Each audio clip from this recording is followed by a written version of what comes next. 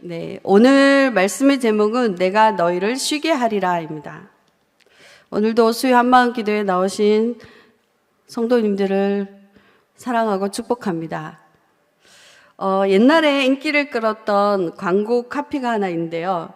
열심히 일한 당신 떠나라. 이 문구가 되게 히트를 끌었는데요. 그 이유는 이 말에 모두 공감하기 때문이 아닐까 싶어요. 현대인들이 너무 바쁜 일상생활을 보내고 있기 때문에 너무 수고하고 애쓰고 있는 만큼 그 지친 만큼 쉬고 싶다는 갈망이 커졌을 것입니다. 실제로 현대인들은 예전보다 더 힘들고 수고롭게 살아가는 것 같습니다. 밤에도 마음의 쉼을 얻지 못하는 경우가 많습니다. 야근을 해야 하고 회식도 해야 하고 또 자기 개발하면서 퇴근 후에도 이렇게 직장인의 삶을 살아갑니다. 예전에 보니까 자기 개발하면서 부캐라는 단어도 쓰이더라고요. 그리고 일에 매몰되면서 너무나 바쁜 생활 때문에 일에 매몰돼가지고 조급해하면서 일하는 목적마저 잃어버린 채 노예처럼 살아가고 있는 것은 아닐까. 성공이라는 목표 아래 직장에서도 인정받고 싶고 남들이 보기에 그럴듯한 집도 사야 하고 차도 사야 하고 또한 스펙도 쌓아야 하고 내가 정말 다른 사람 보기에 괜찮은 사람이라는 끊임없이 자신을 증명해야 하는 정말 피곤한 인생을 살고 있는 것 같습니다. 제가 지금 직장 여제자반을 훈련하고 있는데요. 그 집사님들의 각자의 삶을 보면 너무 치열하게 살고 있는 것 같아요. 직장에서도 인정받아야 하기 때문에 완벽하게 일을 해내야 되고 또 가정에서도 집안일을 잘 해내야 되고 자녀를 양육하는 데 있어서도 빠짐없이 양육을 잘 해야 되고 거기에 영적인 것을 놓치기 싫어서 제자 훈련을 받고 있습니다. 이 사람들은 다 잘하고 싶은 마음에 시간을 막 쪼개서 쓰고 있어요. 그래서 본인만의 루틴을 만들어서 어떻게 해야 되는지 모든 것을 완벽하게 해고픈 욕심들이 있습니다. 근데 이 고민이 이들만의 고민이 아니라고 생각합니다. 인생을 살아가는 우리 모두의 고민일 것입니다. 이런 치열한 삶 속에서 잠시 쉼표를 찍는 시간이 다가왔습니다. 바로 여름 휴가죠. 앞서 말한 광고 카피 이후로 실제로 여행업계는 호황을 누리기도 했고요. 젊은이들 사이에서는 직장에 취업한 뒤에 어느 정도 돈이 모이면 여행을 훌쩍 떠나버리는 그런 일들도 생기기도 했죠. 하지만 휴가와 여행은 쉼표를 찍을 수 있을지 몰라도 우리에게 진정한 쉼을 제공하진 않을 것입니다. 오히려 여행길에 피곤하고 지치는 경우도 있고 또 여행 끝나고 휴가 끝나고 회사로 복귀하고 나면 더 피곤하게 되죠. 다시 쉬고 싶다라는 생각을 하게 됩니다. 이러한 우리에게 예수님은 내게로 와서 쉬라고 말씀하십니다. 우리를 수고하고 무거운 짐진 자들아 칭하시면서 여기서 수고하다라는 원어는 호이코피온테스라는 말로 스스로 많은 일을 하여 계속해서 피곤해 지친 상태를 말합니다. 그러니까 한마디로 지치게 하다, 지치도록 힘들다, 피곤해하다, 힘을 다하여 약해지다, 가진 것을 다 써버리다.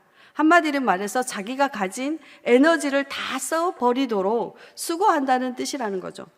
또 여기서 무거운 짐은 영적인 근심의 마음의 짐을 뜻하기도 하는데요. 성경에서 주로 무거운 짐이라 하면 죄의 짐을 뜻하기도 합니다. 여기에 죄와 염려와 고통과 육체적인 의무의 율법적인 유전도 이 짐에 포함되어 있습니다. 우리가 세상 살아가면서 짐은 여러 가지가 있죠. 경제적인 짐을 져야 하기도 하고 또 미래에 대한 불안함과 걱정과 염려의 짐을 지어야 되기도 하고 우리의 힘으로 해결할 수 없는 짐 중에서 가장 무거운 짐이라고 하면 죄의 짐일 것입니다. 유대인들은 이러한 짐을 내려놓기 위해 율법을 통한 행위로 해결하려고 했습니다. 하지만 이러한 전통은 이 문제를 해결하기는커녕 그들에게 더 무거운 짐으로 다가왔을 뿐입니다. 시편 90편 10절에 보면 우리의 연수가 70이요 강건하면 80이라도 그 연수의 자랑은 수고와 슬픔뿐이니 신속히 가니 우리가 날아가나이다. 인간들의 인생은 수고와 슬픔뿐이라고 했습니다. 우리는 인생의 무거운 짐을 지고 가면서 진정한 참 안식과 쉼을 누리지 못합니다. 인간이 이렇게 참 안식과 쉼을 누리지 못하는 이유가 무엇일까요? 그것은 우리의 죄 때문입니다. 처음 창조됐을 때 당시 인간은 수고하지 않았어도 됩니다. 동산 중앙에 있는 열매 외에는 다 먹을 수 있었고 자유와 샬롬을 누릴 수 있었습니다. 하지만 죄를 짓고 난 아담은 마음속에 평화가 사라졌습니다. 그래서 그는 창세기 3장 8절에 그들이 그날 바람이 불 때 동산에 거니시니 여호와 하나님의 소리를 듣고 아담과 그의 아내가 여호와 하나님의 낯을 피하여 동산 나무 사이에 숨은지라. 여호와의 명령을 어긴 아담과 하와는 하나님을 볼 수가 없었습니다. 또한 죄로 인한 아담과 하와는 이때부터 마음의 평화를 잃어버린 것입니다. 더군다나 죄로 인해서 하나님이 내리신 형벌이 있죠. 창세기 3장 16절과 17절을 보면 또 여자에게 이르시되 내가 임신하는 고통을 크게 더하리니 내가 수고하고 자식을 낳을 것이며 너는 남편을 원하고 남편은 너를 다스릴 것이니라. 또 아담에게 이르시되 내가 내 아내의 말을 듣고 내가 먹지 말라고 한 나무의 열매를 먹었은즉 땅은 너로 말미암아 저주를 받고 너는 내 평생에 수고하여야 그 소산을 먹으리라. 죄를 짓고 하나님과 관계가 끊어진 우리에게는 참 평안이 없고 수고를 쉬지 않게 되는 것입니다. 왜냐하면 땅에서 엉겅퀴를 내기 때문에 인간들의 삶은 수고와 슬픔뿐인 인생이 되어버렸습니다. 그렇다면 우리는 이제 참 안심과 평안을 누릴 수 없을까요? 아닙니다. 우리 주님은 주님께 나와 쉬라고 하십니다. 본문의 말과 비슷한 요한복음 14장 1절에 보면 너희는 마음에 근심하지 말라. 하나님을 믿으니 또 나를 믿으라. 여기서 근심하지 말라는 명령형입니다. 오늘 우리 주님이 내게로 오라고 하신 이유는 주님 안에 참 평안과 안식이 있기 때문입니다. 우리 주님 앞에 나아가 우리의 무거운 짐을 내려놓아야 합니다. 그러기 위해서는 우리가 먼저 회개를 해야 될 것입니다. 첫 번째로 회개하라고 하십니다. 대체로 무거운 짐이라고 하면 죄의 짐을 말합니다.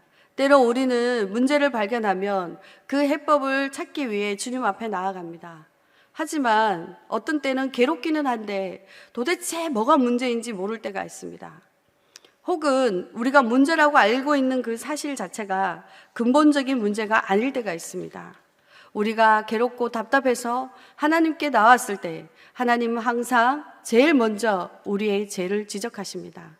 회개함이 없이는 그 어떤 문제도 해결할 수 없기 때문입니다. 이사야 59장 2절에 보면 오직 너희 죄악이 너희와 너희 하나님 사이를 갈라놓았고 너희 죄가 그의 얼굴을 가려서 너희에게서 듣지 않으시게 함이니라.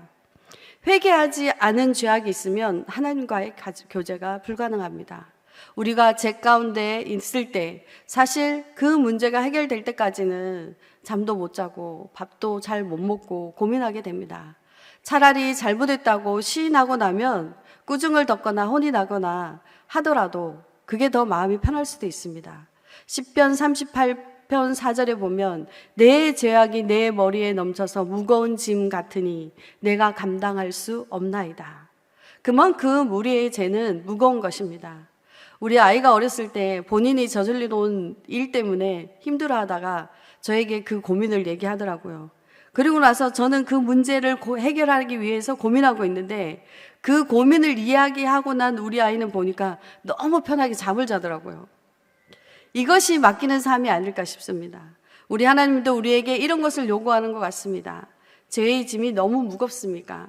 그냥 주님 앞에 낱낱이 아뢰며 나아가십시오.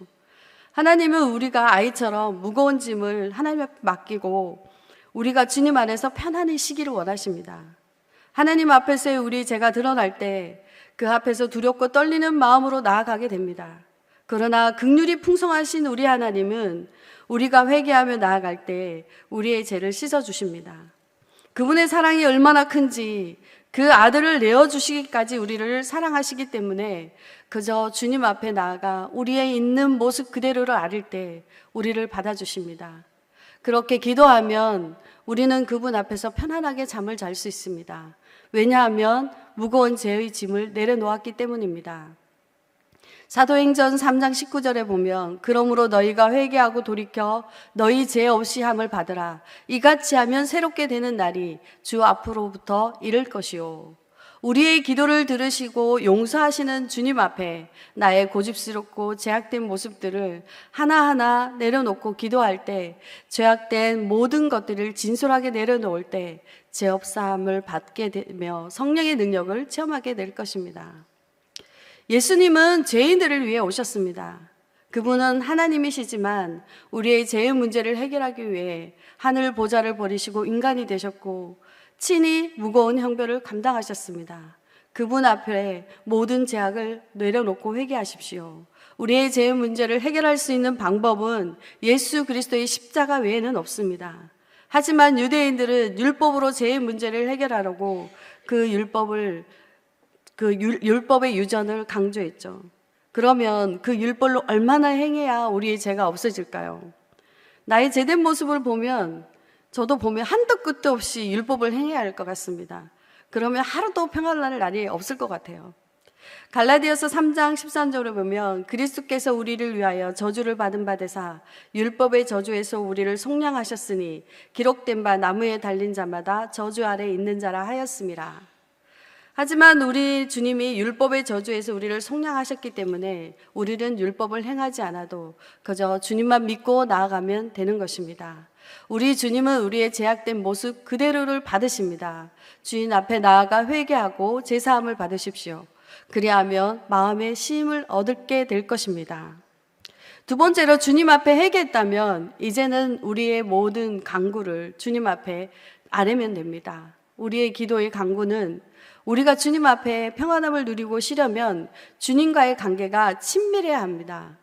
회개를 통해 주님과의 관계가 해결되었다면 이제 한 발 더 주님과 더 친밀하게 나의 모든 것을 아뢰며 기도해야 되는 것입니다. 우리의 자녀들과 언제 친밀하다고 느끼십니까? 직장에 일하다가 집에 돌아왔을 때 아이들이 새로운 전학 온 친구가 어떻고, 책을 읽었는데 그 주인공이 어떻고, 또 자기 짝이 어떻고, 자기가 열심히 공부했는데 이것이 어떻고, 이렇게 자기의 일거수일투족을 미주알 고주알 얘기했을 때 그게 자녀 키우는 맛이 아니겠습니까? 하나님과의 관계도 마찬가지입니다. 기도할 줄 모른다고 걱정하는 분이 계시다면 아이들처럼 그냥 자기의 사정을 그대로 아뢰면 됩니다. 나의 이야기를 사람에게 얘기했을 때는 상처가 되기 마련입니다. 그들은 잘난 체하고 나를 비난하고 위축되게 하고 열등감에 들게 하지만 우리 하나님은 다릅니다. 나는 마음이 온유하고 겸손하니라고 우리 예수님은 말씀하셨습니다. 우리의 더럽고 제약스럽고 또한 어쩌면 멍청하기도 하고 어쩌면 저주스러운 모습 그대로를 아릴 때 그분은 책망하시는 분이 아니라 우리의 있는 모습 그대로를 받으시기 때문입니다. 여러분은 지금 어떤 것으로 인해 마음의 쉼을 누리지 못하고 계십니까? 경제적으로 힘들어서 그냥 주저앉고 싶으십니까? 열심히 발버둥치고 여러 가지 일을 해보지만 세상은 각박하고 점점 더 경제적인 상황은 힘들어지고 앞이 보이지 않고 미래에 대한 두려움과 미래에 대해서 불안해하고 계십니까? 관계에 어려움이 있습니까? 잘 지내보려고 하지만 매일 만나는 사람과의 갈등으로 괴로워하고 계십니까? 자녀 양육에 문제가 있습니까?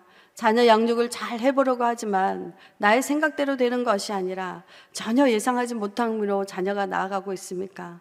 신앙으로 키운다고 하지만 주일날 되었을 때 자기가 나의 신앙의 자유를 달라고 하고 믿음 생활을 안 하겠다고 하는 그런 자녀를 볼 때 그것이 고민이 되십니까? 건강에 문제가 있습니까?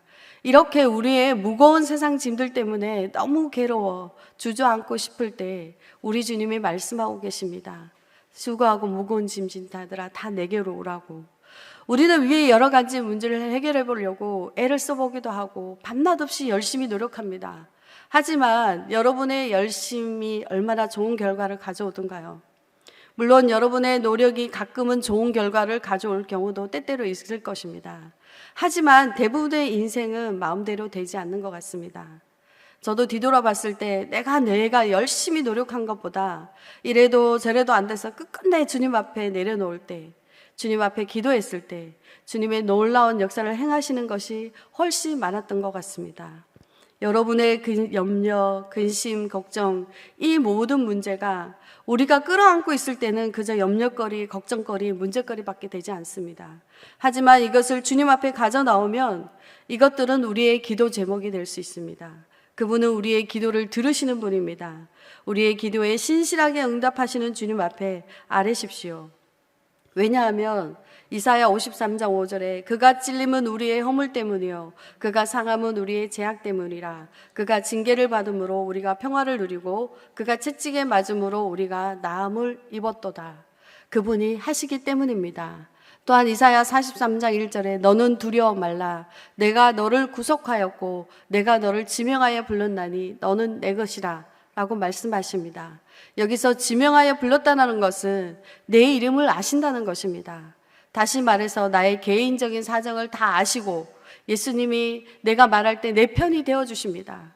하나님은 나의 있는 모습 그대로를 인정하시기 때문입니다. 예수님은 나를 위해 십자가에 못 박혀 돌아가셨기 때문에 그만큼 나는 귀한 존재입니다. 주님은 나를 정죄하고 나의 잘못된 점을 지적하기 위해서가 아니라 예수님은 나를 품어주시고 나를 위로해 주시고 나를 다시 세워주시기 위해 나의 기도를 들어주시기 때문입니다. 우리 예수님은 마음이 온유하고 겸손하셔서 우리의 기도를 들으시고 응답해 주시는 분이십니다. 우리 주님은 세상 짐을 지고 힘들어하지 말고 이제는 예수님의 짐을 지라고 하십니다. 이제 우리가 져야 할 짐은 예수님과 함께 멍에를 메는 것입니다. 세 번째로 보면 예수님의 짐을 지라고 하는데요. 이것은 명예입니다. 나의 멍에를 메라고 말씀하셨습니다. 멍에는 원래 소 2마리가 함께 일하도록 묶는 기구였는데 세월이 지나면서 노예와 포로들이 정복자들에게 당하는 억압을 상징하기도 합니다. 보통 멍에는 부정적인 의미로 쓰였죠. 사람들이 살면서 감당해야 될 고초를 비유하기도 합니다. 그런데 예수님은 바로 이 멍에를 메라고 하십니다. 주님은 왜 우리에게 이 멍에를 메라고 하셨을까요? 예수님은 너희를 짓누르는 삶의 무거운 멍에를 벗어버리고 대신에 주님의 가벼운 멍에를 메라는 것입니다. 그렇다면 예수님의 멍에는 무엇을 뜻하는 것일까요? 하나님께 순종하는 삶, 혹은 예수님께 순종하는 삶, 제자의 삶을 뜻합니다. 예수님께서 이때까지 선포하셨던 하나님 나라의 새 율법에 충성하고 순종하는 삶을 살라는 것입니다. 예수님의 멍에는 짐승 2마리가 함께 짐을 지고 가듯이 우리가 예수님의 짐을 진 멍에를 함께 메고 그분에게서 이게 멍에를 함께 예수님과 함께 멜 때 그분이 우리를 가르치시겠다는 것입니다. 멍에를 메고 갈 때 배우라는 것입니다. 예수님께 배우라는 것입니다. 예수님과 함께 멍에를 지고 가면서 우리를 가르치시겠다는 것입니다. 그러므로 이 말씀의 초청에 응하는 사람들에게 예수님은 동행을 약속해 주십니다. 이 땅에서 잠시나마 살림을 맛보게 하는 삶은 예수님과 함께 멍에를 지고 가면서 주님께 배울 때 누릴 수 있습니다. 내게 배우라. 그리하면 너희가 마음을 쉼을 얻으리라. 쉼은 배움에서 옵니다. 우리는 계속 하나님의 말씀을 배워야 합니다. 그래야 하나님이 우리에게 주시고자 하는 참 쉼과 평안을 함께 누릴 수 있기 때문입니다. 아까 우리 직장 제자반 집사님들의 삶을 말씀드렸는데요. 처음에 제자반 등록하시고 처음에는 모든 것을 힘들어합니다. 그냥 사는 삶도 힘든데 바빠 죽겠는데 제자반 하면서 숙제도 해야 되고 또 세자반 숙제하는 것이 만만치 않습니다. 그러나 그 과제를 하면서 말씀 보고 기도하고 주일날 담임 목사님 말씀에 설교 요약도 해야 합니다. 그런데 설교 요약을 하려면 몇 번씩 설교를 들어야 되죠. 그러니 남들보다 훨씬 더 많은 은혜를 받게 됩니다. 그리고 매일매일 훈련 속에서 주님과 동행하면서 영적인 체력이 길러지게 되니까 힘들고 버겁기만 했던 자신들의 짐이 가벼워지는 것을 느끼게 됩니다. 또한 삶의 우선순위가 정해지니까 그동안 자신들이 추구했던 것들을 내려놓게 되니 더 가벼워지는 거죠. 또한 주님을 사랑받는 자녀라는 자존감이 높아지니까 주님의 딸로서 정체성이 생기니 더 이상 세상으로부터 인정으로 목말라 하지 않아도 되는 것입니다. 그렇게 세상의 짐이 가벼워지면서 주의 길을 걸어가게 되는 것입니다. 또 언젠가 수업 중에 사람들이 기도 제목을 말할 때 무사안일한 삶, 무탈한 삶, 꽃길만 가는 삶, 이런 삶에 대해 이야기를 나눈 적이 있습니다. 기도 제목이 무탈하고 평안한 삶, 꽃길만 가는 삶, 이렇게 얘기하는 거죠. 그런데 우리가 세상 살면서 꽃길만 가는 사람이 있습니까? 고난이 없는 사람이 있습니까? 물론 이렇게 꽃길만 가고 편안한 삶을 살면 좋겠죠. 그렇게 세상에 안전하게 살면 좋겠죠. 그렇지만 우리의 인생 여정 가운데 고난이 없는 삶은 아무도 없습니다. 그러나 그리고 또한 우리 주님은 멍에를 매라고 하십니다. 이렇게 세상 사람들은 꽃길을 가라고 하지만 믿는 우리는 주의 멍에를 매야 되는 것입니다. 우리의 삶은 꽃길만 있지 않기 때문에 우리 주님이 주시는 그 멍에를 메고 환난과 고난 중에 있을 때 어떻게 믿음으로 이것을 이기는지를 주님 안에서 배우게 되는 것입니다. 꽃길만 가는 것이 아니라 십자가의 길, 우리 주님이 함께 가는 그 멍에의 길은 주님의 길이기 때문에 십자가의 길이고 어쩌면 좁은 길이고 고난의 길입니다. 그러나 그 길을 주님께서 세상 끝날까지 내가 너희와 함께 가겠다, 함께 멍에를 매겠다 하셨습니다. 그러므로 이제 우리 주님이 가신 그 십자가의 길을 우리 주님과 함께 주님의 멍에를 메고 주님 안에서 주님이 주시는 참 평안과 쉼을 누리는 그 길을 걸어가시기를 소망합니다. 주와 같이 길 가는 것이 얼마나 즐겁고 행복한 길인가요? 한 걸음 한 걸음 우리 주님과 함께 걸어갑시다. 이 시간 다 같이 찬양 드리겠습니다. 주 사랑이 나를 숨쉬게 해.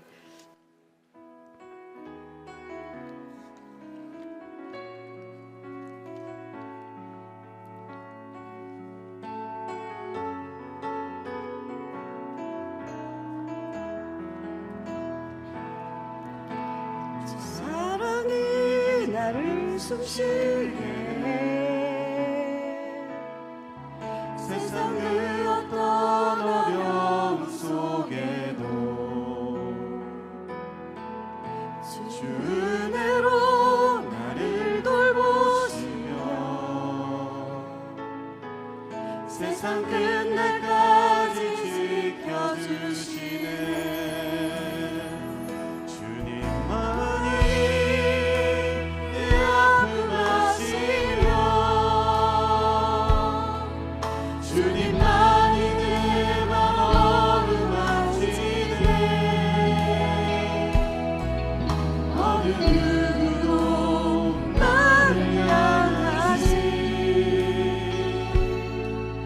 주님의 사랑은 끊을 수 없네.